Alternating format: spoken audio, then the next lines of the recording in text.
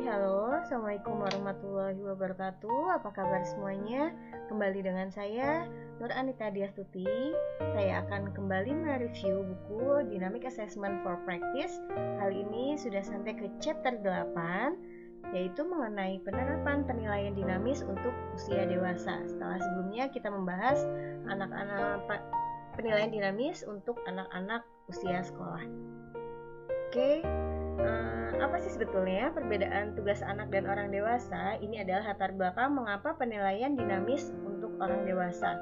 Di sini ada perbedaan mengenai tugas anak dan orang dewasa. Seperti kita ketahui bahwa tugas masa anak-anak adalah memperoleh pengetahuan tentang dunia dan kompetensi bagaimana berinteraksi dengan lingkungan dengan penekanan yang besar pada dunia pendidikan. Sedangkan tugas utama masa dewasa atau usia dewasa adalah bekerja, mengasuh anak, interaksi sosial, dan belajar dalam konteks non-sekolah. Di sini yang dimaksud dengan usia orang dewasa adalah usia yang sudah tidak sekolah lagi. Pertanyaan yang paling sering ditanyakan tentang anak-anak adalah mengapa dia tidak belajar dengan lebih efektif dan apa yang dapat dilakukan untuk membantu belajar lebih efektif. Pertanyaan ini juga akan dilakukan untuk orang dewasa, namun pertanyaannya mengarah seperti mengapa dia tidak fokus dalam bekerja, mengapa hasil pekerjaannya tidak efektif, atau mengapa dia bekerja tidak efektif. Dunia yang berbeda ini yang menjadi latar belakang perbedaan tugas anak dan orang dewasa. Perbedaan utama lainnya antara orang dewasa dan anak-anak yang jelas akan mempengaruhi pendekatan dan teknik penilaian yang menjadi perbedaan dalam tingkat perkembangannya. Sepanjang masa anak-anak, perkembangan sistem saraf dan repertoar perilakunya berlangsung dengan sangat cepat, seiring dengan berlangsungnya proses pembelajaran kumulatif. Tes kecerdasan klasik seperti yang kita ketahui, misalkan Stanford Binet Intelligence Test dan Wechsler Intelligence Scale for Children dalam beberapa revisi dan pembaruannya, biasanya menyarankan pembagian antara masa dewasa dan anak-anak itu adalah usia 14-16 tahun. Laju perkembangannya akan menurun tajam setelah usia 12 tahun. Jadi perkembangan pola pikir anak-anak itu menurut teori ini adalah mencapai puncaknya sampai usia 12 tahun. Faktanya, tingkat perkembangan otak yang paling cepat pada periode prenatal dan awal masa bayi.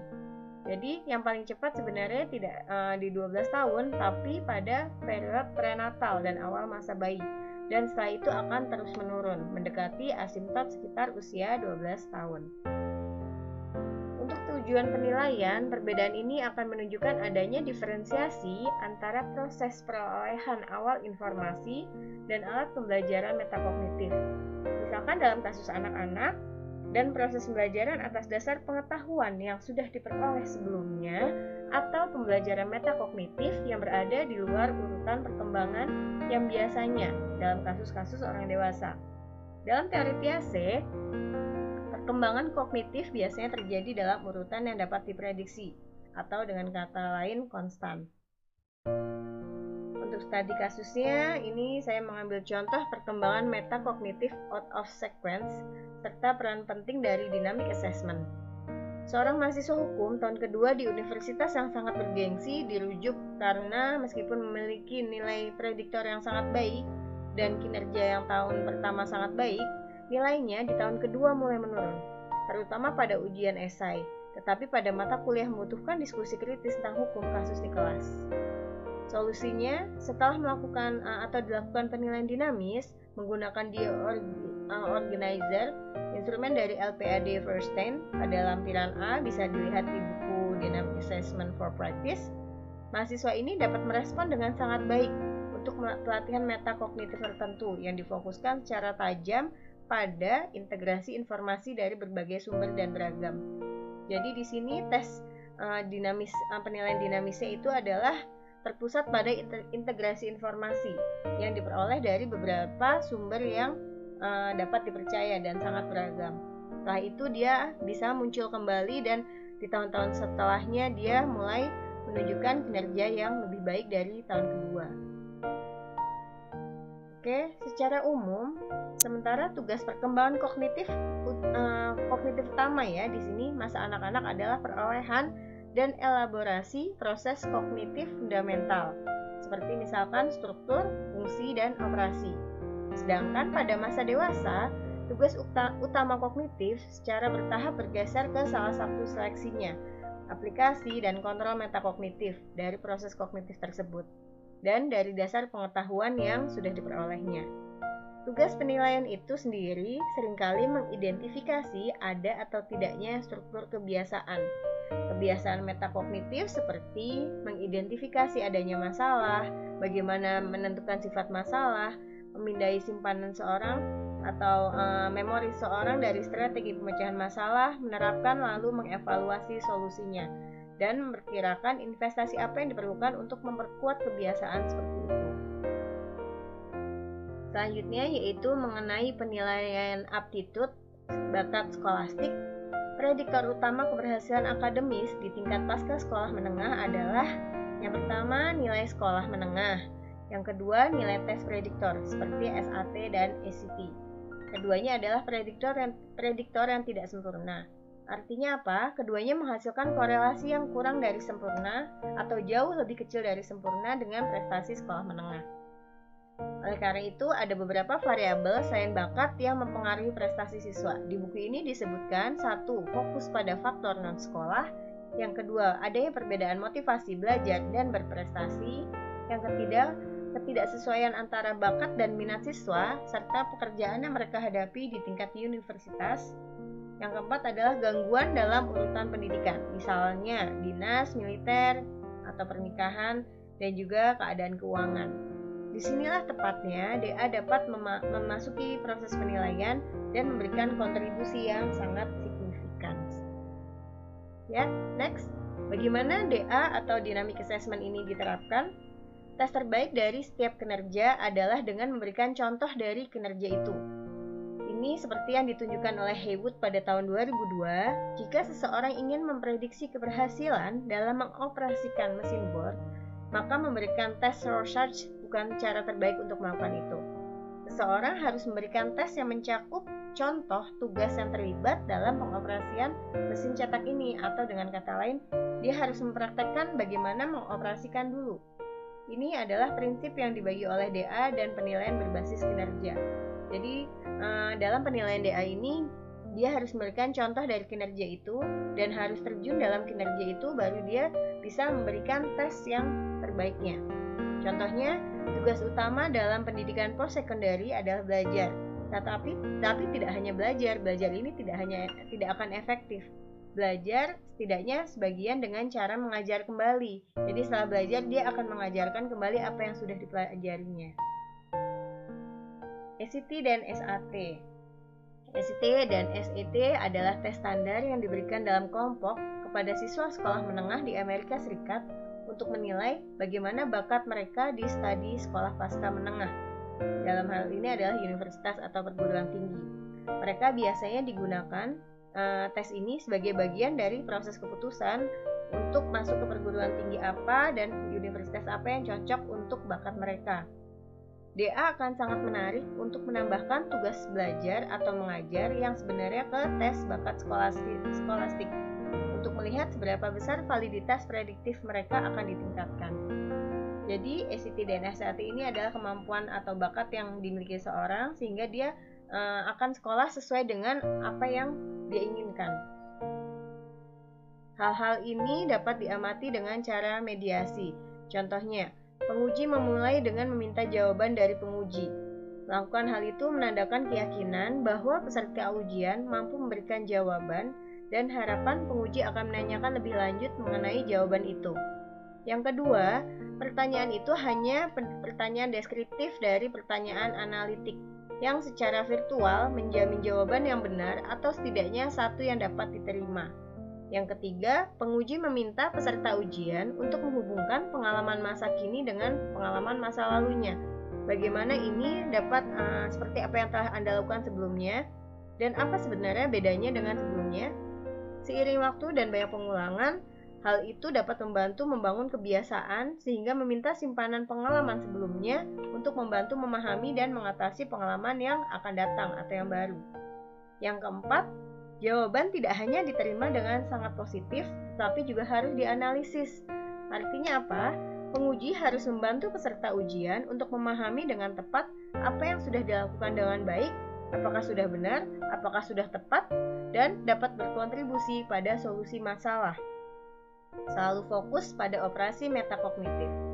Misalkan, ya Anda menggambarkan bagian yang sangat tepat dan itu membantu Anda menemukan aturannya.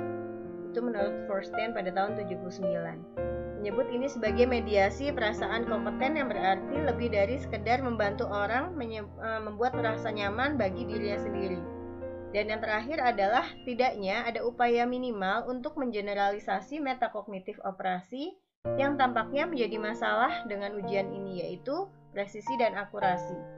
Ini dilakukan dengan menjembatani, menurut teori Feuerstein pada tahun 79 dan 80 dan Haywood pada tahun 88, meminta peserta ujian untuk menghubungkan bagaimana prinsip ketepatan dengan pengalaman yang sudah dikenalnya dalam kehidupan sehari-hari.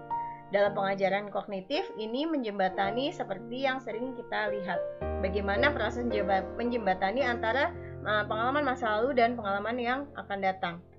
Oke, terima kasih. Selanjutnya ada penilaian aptitude and vokasi. Penilaian bakat kejuruan terjadi pada dua masa kritis dalam kehidupan orang dewasa dan remaja. Transisi dari sekolah ke pekerjaan dan transisi dari pekerjaan ke pekerjaan dalam angkatan kerja. Penilaian bakat kejuruan terjadi pada orang dewasa dan remaja, transisi dari sekolah ke pekerjaan, dan juga transisi dari pekerjaan ke pekerjaan lainnya dalam angkatan kerja yang lainnya. Item tes mungkin tidak cukup mewakili domain kriteria keterampilan kejuruan. Masalah terkait sebenarnya adalah validitas kongruen dan prediktif. Menurut teori Lubinski dan Davis pada tahun 92, bahwa perilaku yang ditimbulkan dalam pengaturan pengujian yang relatif terbatas dan artifisial tidak mencerminkan bahwa kemungkinan terjadi di pengetahuan lain yang lebih realistis. Contohnya dalam penilaian bakat, adanya perbedaan besar antara sampel perilaku dalam tes dan populasi perilaku kriteria yang mungkin ingin diprediksi bahkan akan menjadi lebih besar. Sampel kecil dari item, populasi besar perilaku kriteria. Kesulitan yang ketiga adalah melihat korespondensi yang buruk antara orang yang diuji dengan mereka yang berada dalam sampel normatif tes. Pendekatan umum untuk dynamic assessment bakat kejuruan. Dalam pendekatan yang pertama, yaitu mengenai konten bebas, bahwa seseorang mengelola tes kemampuan kognitif dan metakognitif terlepas dari konten mereka. Misalnya, mengkategorikan, mengklasifikasikan, memperkirakan waktu, membangun desain stensil titik penghubung, dan untuk menemukan hambatan metakognitif umum untuk kinerja supaya lebih efektif.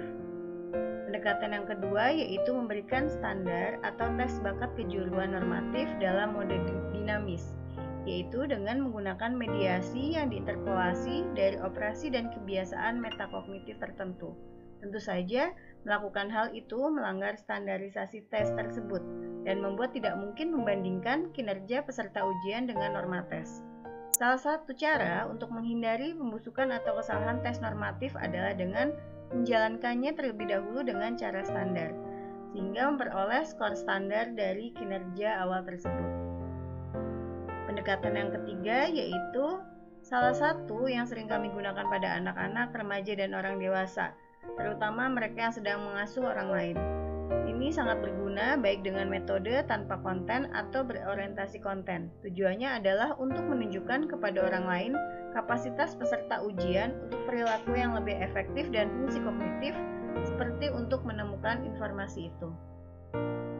Jika ditinjau dari jenis kelamin atau gender lebih lanjut, sebagian besar anak laki-laki, walaupun tidak 100%, merespon dengan sangat baik terhadap mediasi operasi metakognitif esensial dan menunjukkan respon terhadap kerjasama yang signifikan lebih baik setelah mediasi dibandingkan dengan mereka yang melakukannya pada saat tes.